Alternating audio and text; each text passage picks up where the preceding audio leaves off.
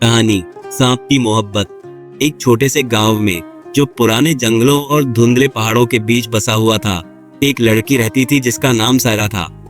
उसकी खूबसूरती दूर दूर तक मशहूर थी, सिर्फ उसके आकर्षक चेहरे की वजह से नहीं, बल्कि उसकी एक अजीब सी रोशनी भी थी जो उसके चारों ओर एक आभा की तरह फैलती रहती थी। उसकी आंखें चांद सितारों की तरह चमकती थीं और उसके बाल रात की काली स्याही जैसे थे जो लहरों की तरह बहते थे। सायरा अकेली एक छोटे से झोपड़े में रहती थी जो जंगल के किनारे पर था। गांव वाले उसे बहुत पसंद करते थे क्योंकि वह न सिर्फ दिल से अच्छी थी बल्कि बहुत दयालु और मददगार भी थी। वह छोटे छोटे घावों को अपने हाथों से ठीक कर देती थी, तूफानों को एक फुसफुसाहट से रोक देती थी और लोगों के दिलों में मुस्कान ला देती थी। मगर उसकी आंखों में एक अजीब सी खामोशी थी, एक चुपचाप सा दर्द जो किसी को नजर नहीं आता था। एक दिन जब सायरा जंगल में जड़ी बूटियां इकट्ठा कर रही थी, उसे एक ऐसी जगह मिली जो उसने पहले कभी नहीं देखी थी। एक खुला मैदान था जिसमें एक पत्थर का कुआं था जिसका पानी चांदनी की तरह चमक रहा था और उसमें एक सांप लेटा हुआ था। एक सांप जो इतना लंबा था जैसे कोई शाखा हो और उसकी त्वचा हरे रंग की थी जो जैसे पन्ने की तरह चमक रही हो। पहले सायरा डर गई। उसने सांपों के बारे में बहुत सारी कहानियां सुनी थी कि वे अपनी नजर से किसी को जाल में फंसा लेते हैं और फिर उनके साथ खेलते हैं, मगर इस सांप में कुछ अलग सा था। उसकी आंखों में एक इंसान जैसा गम था और उसकी हरकतें धीमी और चौकस थी, जैसे वह हमला करने के बजाय कुछ और चाहता हो। तुम यहाँ क्यों हो, साई की माँ? सायरा ने नर्म आवाज में पूछा। सांप ने उसकी हैरानी का जवाब दिया, मैं सिर्फ कोई सांप नहीं हूँ। उसकी आवाज गहरी और मीठी थी। मैं इस जंगल का रक्षक हूँ, एक पुराने जादू के जरिए यहाँ बंधा हुआ। और तुम सायरा वो हो जो मुझे आजाद कर सकती हो। सायरा के दिल में जिज्ञासा और हमदर्दी का एक मिला जुला एहसास जागा। तुम क्या कहना चाहते हो? उसने पूछा। सांप ने धीरे धीरे अपनी लपेटों को खोला और कहा, मैं कभी एक राजकुमार था। एक जादूगरनी ने मुझे यह रूप दे दिया था। मेरा साम्राज्य छीन लिया गया और मेरी कौम बिखर गई।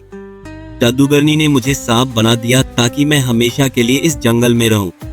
मगर इस शाप को तोड़ने का एक तरीका है और तुम सायरा वह चाबी हो।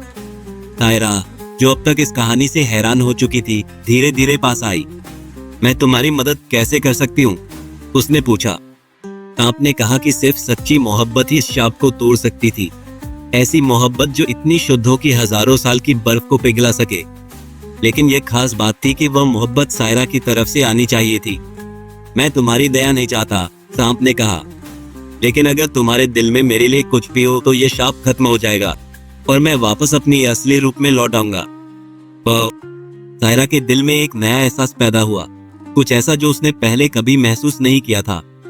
यह सोच कि वह सांप जैसी मुख से मोहब्बत कर सकती है अजीब था, लेकिन उसकी आंखों में जो तन्हाई थी वह सायरा के दिल में एक नर्म जगह बना रही थी। मैं तुम्हें अपने दिल में कैसे जगह दूं? सायरा ने धीरे से कहा। सांप ने जवाब दिया, मोहब्बत ताकतवर है सायरा, और वह अपने वक्त पर बढ़ती है।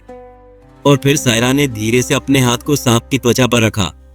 जैसे ही उसका हाथ सांप के शरीर से छुआ, हवा में एक अजीब सी रोशनी फैल गई और एक गर्मजोशी का एहसास उसके शरीर में समा गया। सांप की शक्ल बदल गई, उसकी त्वचा इंसानी रूप में बदल गई और फिर वह लड़का सामने खड़ा था, एक राजकुमार जिसकी आंखें अब भी वही हरे रंग की थी, लेकिन उसका चेहरा गम और उम्मीद का मिश्रित भाव दिखा रहा था। अब मैं आजाद हूँ, उसने धीरे से कहा। सायरा ने कुछ देर तक उसे हैरानी से देखा, फिर हिम्मत जुटाकर कहा, यह कैसे हो सकता है? लड़के ने मुस्कुराकर जवाब दिया, यह तुम्हारी मोहब्बत की वजह से है सायरा। तुम्हारी मोहब्बत, चाहे जितनी भी छोटी या खामोश हो, ने मेरे शाप को तोड़ दिया। सायरा का दिल एक नया एहसास महसूस करने लगा और उसकी तन्हाई धीरे धीरे खत्म होने लगी। लड़का जो पहले एक सांप था अब एक इंसान बन चुका था। तुम अब आजाद हो, सायरा ने कहा, मगर अब तुम क्या करोगे? राजकुमार ने सायरा की आंखों में देखते हुए कहा, मैं तुम्हें छोड़कर कहीं नहीं जाऊंगा सायरा। तुम वो हो जिसने मुझे बचाया और तुम्हारी मोहब्बत ने मेरे दिल में जगह बनाई। सायरा का दिल एक अजनबी राहत से भर गया और उसने कहा, मैं तुमसे मोहब्बत नहीं कर सकती जैसे तुम मुझसे करते हो, लेकिन हम शुरुआत तो कर सकते हैं और शायद एक दिन कुछ और हो सके। राजकुमार मुस्कुराकर बोला, मैं तुम्हारा इंतजार करूंगा सायरा, चाहे जितना वक्त लगे।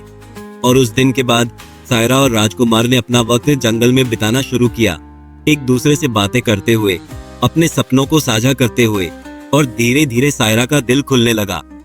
उसने देखा कि राजकुमार सिर्फ वही नहीं था जो कभी एक सांप था, बल्कि वह भी एक इंसान था जो उसकी तन्हाई, उसके सपनों और उसके जादू को समझता था।